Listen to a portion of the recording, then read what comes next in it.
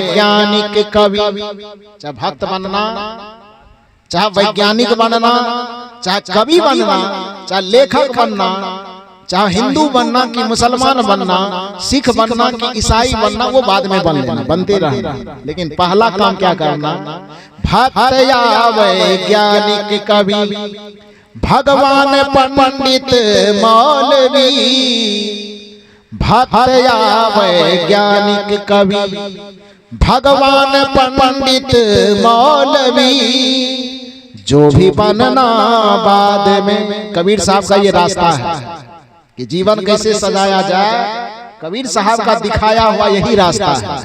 भक्त या वैज्ञानिक कवि, भगवान पंडित मौलवी, जो भी बनना बाद में, जो भी बनना बाद में, पहले बनो तुम आदमी, आदमी के शहर में मैं ढूंढता हूँ आदमी, आदमी के शहर में खो गया है आदमी, आदमी के शहर में मैं ढूंढता हूँ आदमी। इस चीज का अभाव रह गया, बाकी आदमी हर दृष्टिकोण से संपन्न होता जा रहा है, हर दृष्टिकोण से संपन्न होकर के केवल आदमियत से रहित होने के कारण आज आदमी आदमी की तरह दिखता है। बाद में थोपा गया है, लेकिन मूल रूप में तो इस संसार में किस रूप में आया था उसको तो याद करो। माँ के गर्भ से जिस समय आया था उस समय तुम्हारा रूप क्या था? न तुम हिंदू थे, न तुम मुसलमान थे, न तुम किसी जाति का था, न किसी वर्ग का था, न किसी वर्ण का था। उस समय केवल इंसानियत तुम्हारे साथ थी और तुम इंसान थे।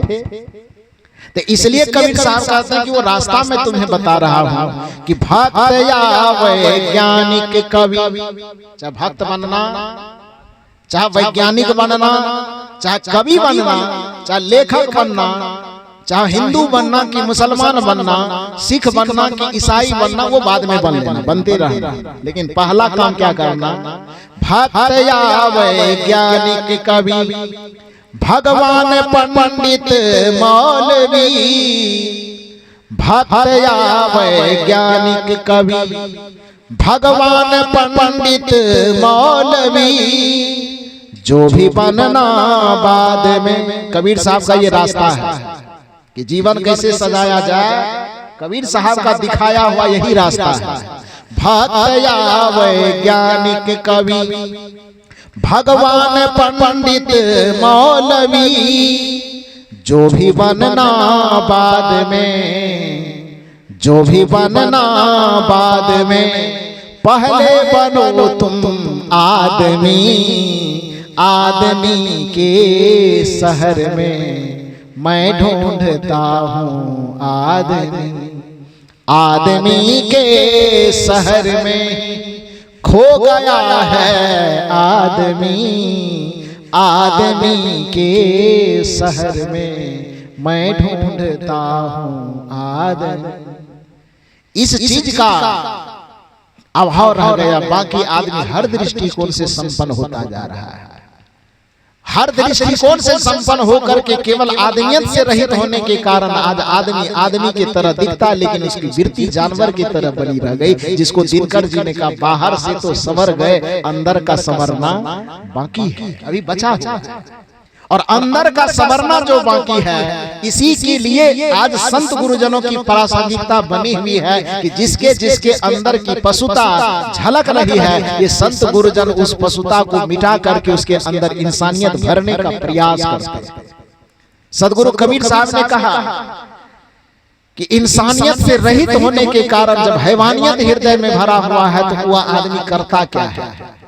इस कदर खाने लगा है। बस मैं वाणी को विराम दे रहा हूं, इस पंक्ति को सुन लीजिए।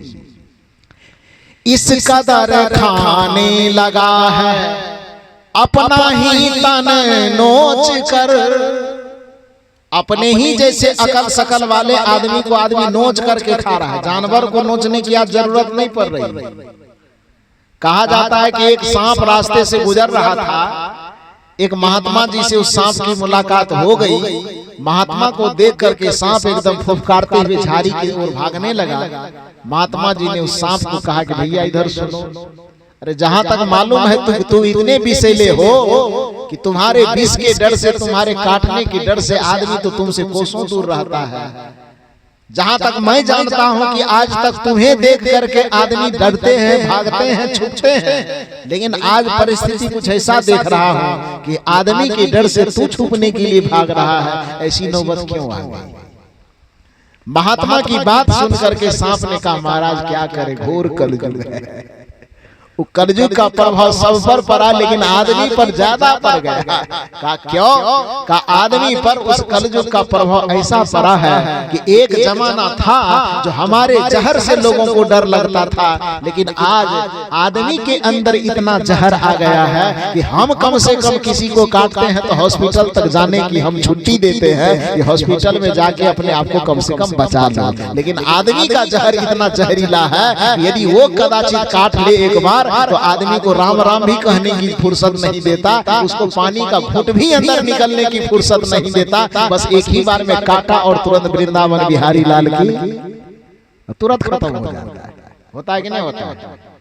अरे सांप का काटा हुआ इंसान कदाचित दाएं बाएं छटपट करके किसी भी तरह से बच भी जाए, लेकिन कदाचित कोई आदमी यदि कनपट्टी में काट लेता, ये काटना आदमी का काटना समझते हैं कि नहीं समझते? आदमी कौन चीज से काटता है? छुरा से, चाकू से, राइफल से, बंदूक सिक्सर से, अब तो एटम बम से भी काटना शुरू कर दिया। काटता है कि नहीं? तो सांप का काटा हुआ आदमी हॉस्पिटल तक जाने की कम से कम छुट्टी पाता है, संभावना है कि जीवन लौटाई जा सकती है, लेकिन आदमी का काटा हुआ इंसान बचने की कोई उम्मीद नहीं, कोई गुंजाइश नहीं।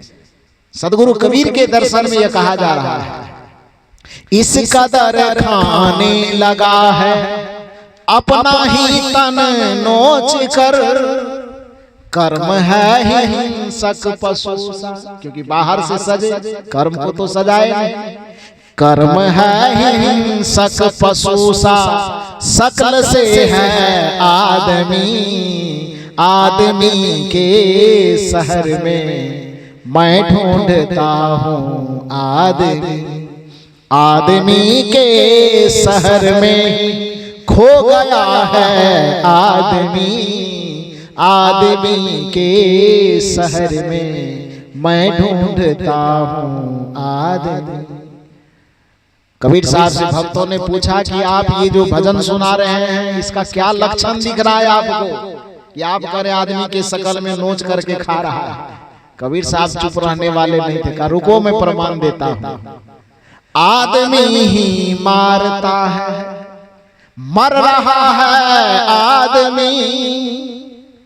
दैनिक जागरण, हिंदुस्तान पेपर या और कोई खबर की जो पेपर है, चाहे TV media, multi media, social media में एक दूसरे की हत्या आदमी से आदमी करता है कि कुत्ता घोड़ा गधा के मर्डर का समाचार छपा होता है।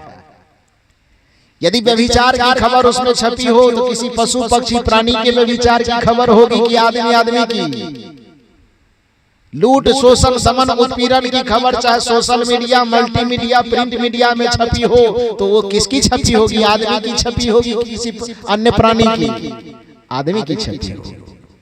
इस कदर खाने लगा है अपना ही तन नोच कर, कर्म है हिंसक पशु सा, शकल से है आदमी। कबीर साहब से पूछा गया इतना खीजे क्यों है आदमी पर, क्यों आप इस तरह से आदमी का बखिया उधेर रहे हैं? कबीर साहब ने कहा मैं बखिया नहीं उधेर रहा हूं, उसका कर्म ही बखिया उधेरवा रहा है। कर्म क्या है इसका?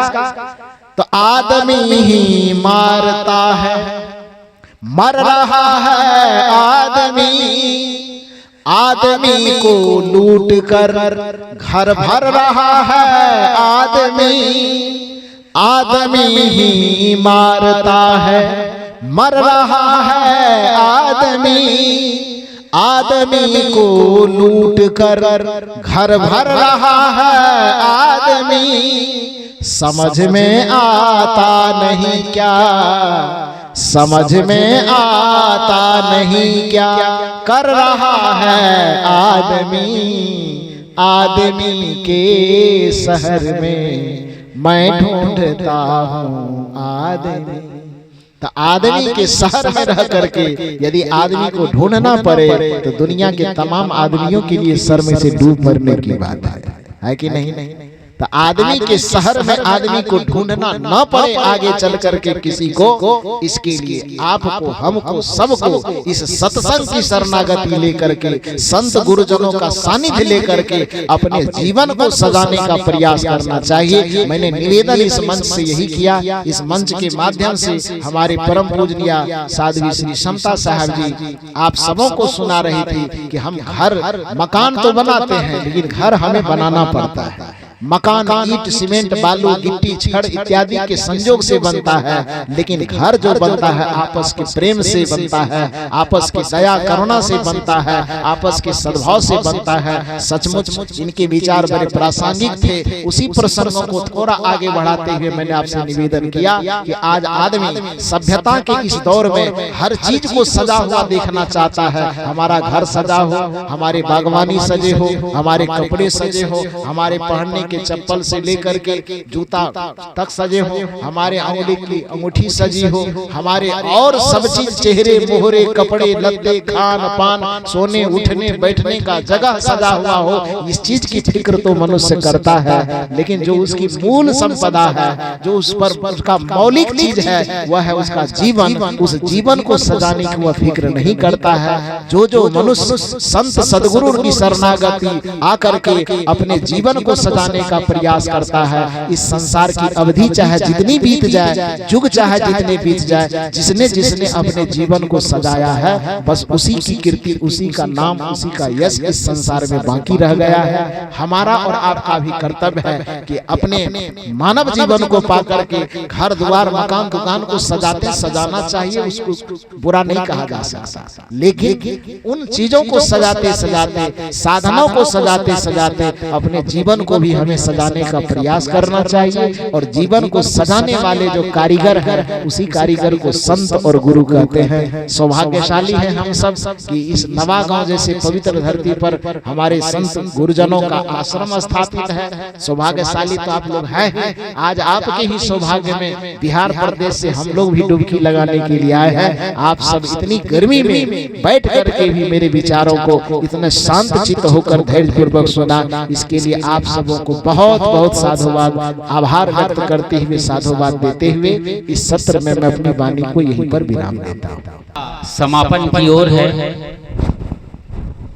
बहुत सुंदर सत्संग से आप अभी लाभान्वित हो रहे थे और दूसरी सभा भी होनी है, इसका ख्याल रखते हैं। अभी साहब जी थोड़ी देर आप सबके साथ यहाँ, माफ करिए, आप सबके सामने विराजमान हैं। आप में से जो लोग देर से आए हैं या पास आकर बंदगी नहीं किए हैं, अपना श्रद्धा सुमन सहज ही यहाँ उनके करीब आकर भेंट कर सकते हैं। कुछ एक आध लाइन बात भी राम राम बंदगी हो जाए, तो आप लोग जल्दी से जल्दी आए। और आप सभी श्रद्धालुओं के लिए, सत्संगियों के लिए यहाँ भाई साहब के परिवार की ओर से पूरा इंतजाम है।